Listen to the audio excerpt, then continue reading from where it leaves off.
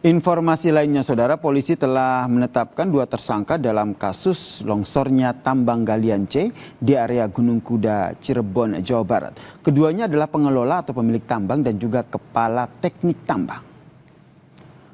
Penetapan tersangka ini dilakukan setelah polisi melakukan pemeriksaan secara maraton, olah TKP, serta gelar perkara longsornya tambang yang menewaskan 19 orang tersebut. Kedua tersangka adalah pemilik atau pengelola tambang dan juga kepala teknik tambang.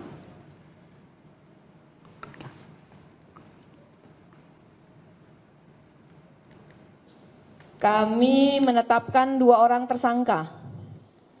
2 orang tersangka dengan inisial AK yang merupakan Ketua Koperasi Al-Ajariyah selaku pemilik tambang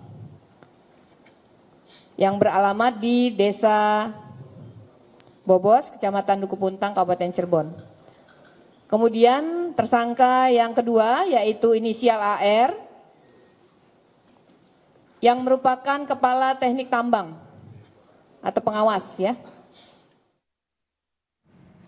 Tim gabungan berhasil menemukan 2 jasad laki-laki dari timbunan bebatuan longsor Gunung Kuda, Kabupaten Cirebon pada Minggu siang. 2 korban ditemukan di jarak yang berdekatan. Kedua jenazah langsung dibawa ke RSUD Arjawinangun. Sampai Minggu siang, Saudara, ada 19 korban tewas sudah ditemukan dan 6 lainnya masih dicari. Pencarian akan berlanjut pada esok hari dibantu alat dari Kementerian ESDM untuk mendeteksi tanah gerak hingga tidak mengancam tim yang akan mengevakuasi korban. Ada 19 ya, mohon maaf, ini ada 19 dengan yang manual tadi, sehingga masih ada 6 lagi yang harus kita cari. Memang harus ada alat yang namanya station.